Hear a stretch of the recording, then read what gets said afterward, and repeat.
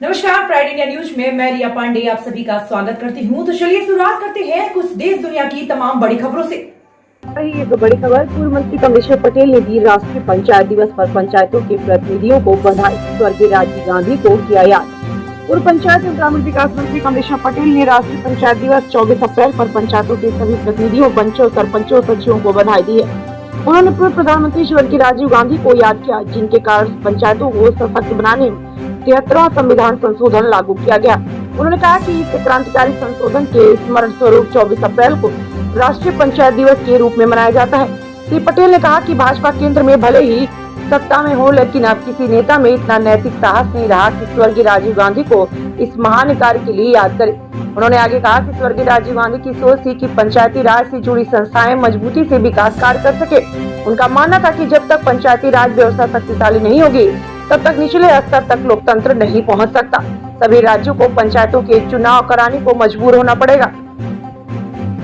श्री पटेल ने कहा कि पंचायती राज व्यवस्था का मकसद सत्ता का विकेंद्रीकरण था। इसी क्रांतिकारी परिवर्तन में आज पंच, सरपंच विकास में अपनी महत्वपूर्ण भूमिका निभा रहे हैं। उन्होंने सभी पंचायत प्रतिनिधियों से कोरोना वायरस को हराने में सहयोग देने का आग्रह किया। Rajkumar Jaiswal, Pride India News city.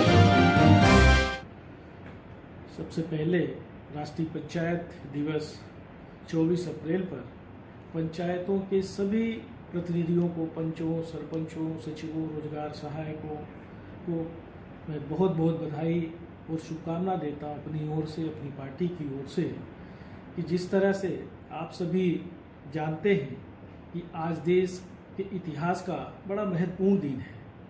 पूर्व प्रधानमंत्री स्वर्गीय राजीव गांधी जी ने पंचायतों को सशक्त बनाने के लिए 73वां संशोधन जो लागू किया था, और जिसकी वजह से हम कह सकते हैं कि आज 24 अप्रैल को जो हम 27वां पंचायती दिवस के रूप में मना रहे हैं, ये स्वर्गीय राजीव गांधी जी की ही सोच थी कि जिसकी वजह से एक क्रांतिकारी निर्णय लेकर और हमारे जो चुने हुए जनप्रतिनिधि हैं, और ये हम कह सकते हैं कि चाहे हमारी वो महिलाएं हों और चाहे हमारे अनुसूचित जात जनजाति के हमारे साथी हों, पिछड़ा वर्ग के हों, सभी को मौका दिया पंचायतों में प्रतिनिधित्व करने का, ग्राम पंचायतों में, जनपद में, जिला पंचायतों में। और ये हम कह सकते हैं कि आधुनिक भारत के जो शिल्पकार थे, ये स्वर्गीय राजीव गांधी जी की वजह से ही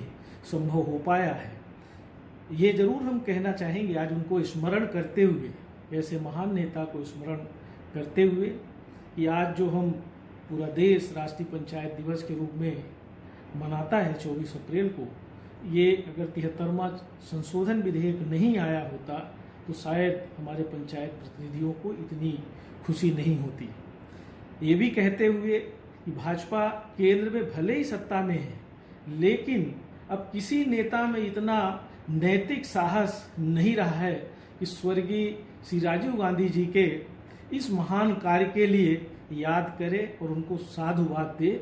और हम समझते हैं कि भारतीय जनता पार्टी के नेता क्या, पूरे देश को स्वर्गीय राजीव गांधी जी को सशक्त नमन करना चाहिए, और उनके आधुनिक सोच और उनकी जिस तरह से वो शिल्पकार थे, जिस तरह से उन्होंने सभी वर्ग को नेतृत्व करने का मौका दिया है, पंचायती राज व्यवस्था को मजबूत करने का जो एक मौका दिया था, तो उसको देखते हुए हम ये कह सकते हैं कि प्रत्येक नागरिक का ये दायित्व बनता है, और चुने हुए जनप्रतिनिधियों का ये दायित्व बनता है कि उनके सम्मान में उनको सशक्त नमन करें और उनका हम कह सकते हैं कि उनको याद करें। स्वर्गीय राजीव गांधी जी की ही सोच थी कि पंचायती राज से जुड़ी संस्थाएं मजबूती से विकास कार्य कर सके। उनकी आधुनिक सोच के कारण ही आज हम कह सकते हैं कि पंचायतों को या जनपदों को, चुने हुए जनप्रतिनिधियों को त्रिस्तरीय पंचायती राज की जो शक्ति मिली है, ये सिर्फ और सिर्फ राजीव गांधी जी की वजह से ही संभव हो पाया है। उनका मानना था कि जब तक पंचायती राज व्यवस्था शक्तिशाली नहीं होगी, तब तक निचले स्तर तक लोकतंत्र नहीं पहुंच सकता है। सभी राज्यों को पंचायतों के चुनाव कराने को मजबूर होना पड़ा।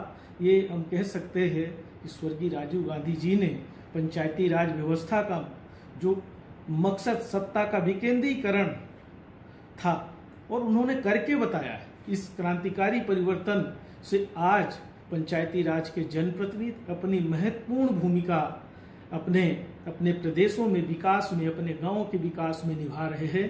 सभी पंचायत प्रतिनिधियों से निवेदन है कि कोरोना वायरस को हराने में आप सब सहयोग करें और आप अपने विश्वास का ख्याल रखें और साथ ही आप सब मध्य प्रदेश के विकास में मुख्य भूमिका जैसा कि पहले से निभाते आए हैं और आगे भी और तेजी से आप सब मध्य प्रदेश के विकास में अग्रसर रहें। अपने निचली इकाई ग्राम पंचायत से लेके और जिला और प्रदेश तक आप सब महत्वपूर्ण भूमिका निभाएं।